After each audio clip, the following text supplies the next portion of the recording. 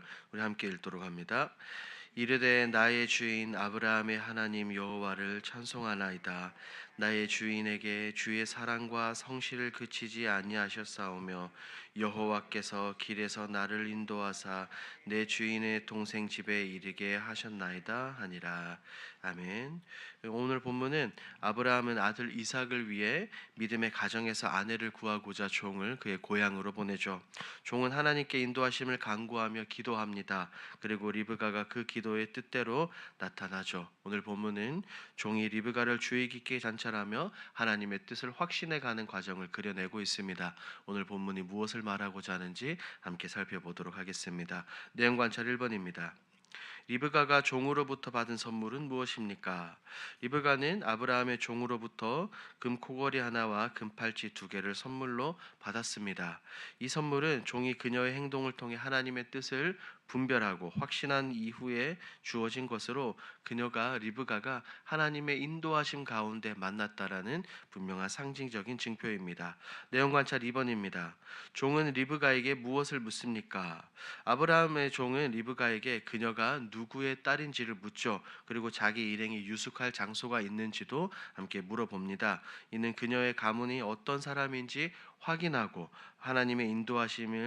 이것이 하나님의 인도하심인지 더욱 분별하려는 의도였습니다. 이 부분을 우리 영구와 묵상에서 함께 더 살펴보도록 하겠습니다. 영구와 묵상입니다. 아브라함의 종이 리브가의 신상에 대해 자세히 물어본 이유는 무엇입니까? 이 종이 리브가에게 그녀의 신상을 자세히 물어본 이유는 단순히 그녀에 관한 정보 수집이나 예의 차원에서 한 질문이 아니었습니다. 이 종의 질문은 본질적으로 하나님의 인도하심, 하나님의 이 확신 가운데 분별의 마지막 확인 과정이었죠. 이미 종은 리브가가 자신이 기도한 대로 행동한 것을 보았습니다. 이 종이 다가온 동물에게까지 물을 주는 행동은 단순한 친절이 아니죠. 이것은 성실하고 남을 이해하는 배려 깊은 성품의 표현입니다. 하지만 종은 그런 감정이나 상황에만 기대지 않고 아브라함의 명령과 하나님의 뜻이 구체적으로 일치하려는지 그는 확인하고자 했습니다.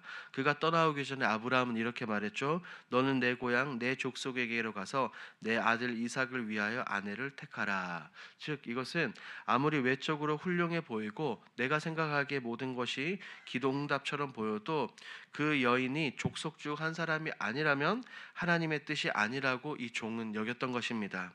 종은 리브가에게 묻죠. 내가 누구의 딸이냐라고 묻고 우리에게 유숙할 곳이 있느냐라고 물은 것도 바로 이 때문입니다. 22절과 23절에서 말하죠.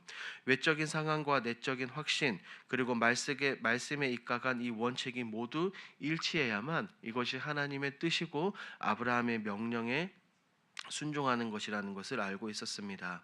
이러한 종의 태도는 본문에서 보여주는 종의 태도는 오늘날 우리가 하나님의 뜻을 분별하고자 할 때도 매우 중요한 모범을 제시합니다.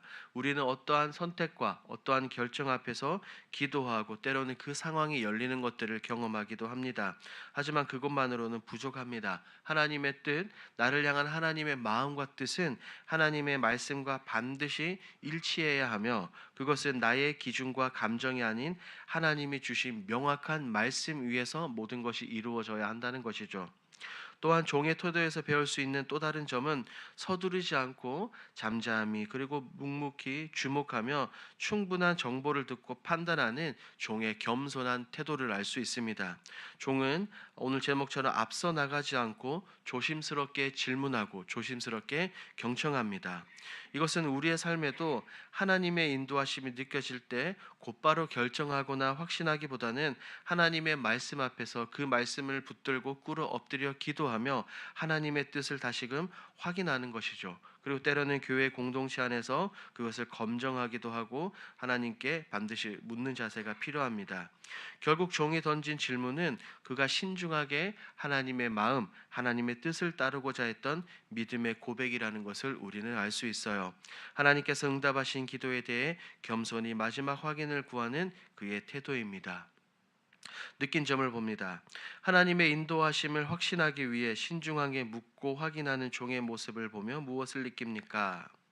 하나님의 뜻, 하나님의 인도하심을 확신하기 위해 조급해하지 않고 신중하게 묻고 확인하는 이 종의 모습을 보며 과연 우리는 하나님의 뜻을 이렇게까지 진지하게 분별하려 했는가라는 이 질문을 하고 스스로를 되돌아보게 됩니다.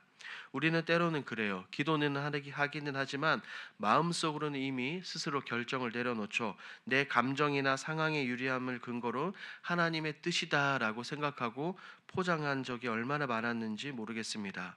종은 단지 기도응답처럼 보이는 상황에만 의지하지 않았습니다. 하나님께서 예비하신 것이라면 반드시 말씀 안에서 확인될 것이라는 믿음을 가지고 리브가의 가문까지 세심하게 확인하는 모습을 보이죠.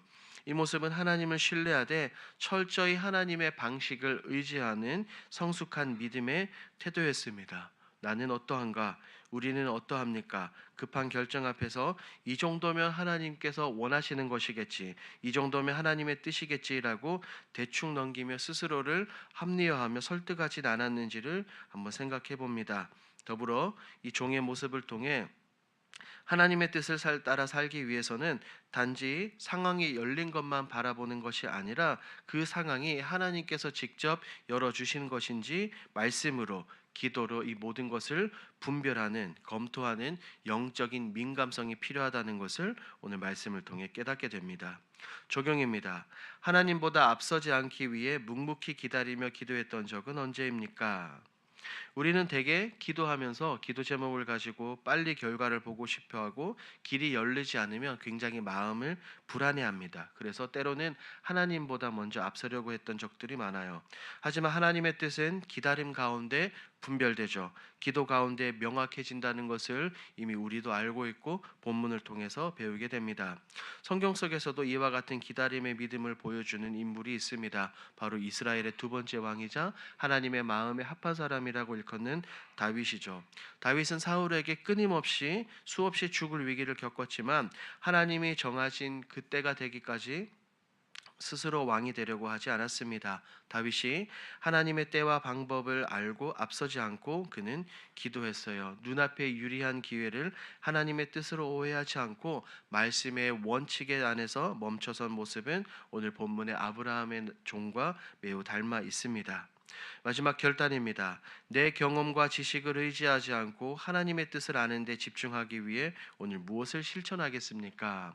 오늘 본문을 생각하며 우리 다음과 같이 두 가지 정도로 오늘 결단해 보는 것은 어떻겠습니까? 첫 번째입니다. 중요한 판단을 내리기 전에 하나님께 기도하는 것입니다. 우리가 어떠한 말하거나 결정하기 전에 선택하기 전에 우리가 반드시 하나님의 말씀을 붙들고 하나님 앞에 꿇어 엎드려 지혜를 구하는 시간을 가지게 되는 거죠. 그럴 때 내 생각과 내 뜻이 아니라 하나님의 마음과 하나님의 뜻을 알 수 있습니다. 두 번째, 말씀 한 구절을 마음에 새기고 계속해서 반복해서 묵상하는 것입니다.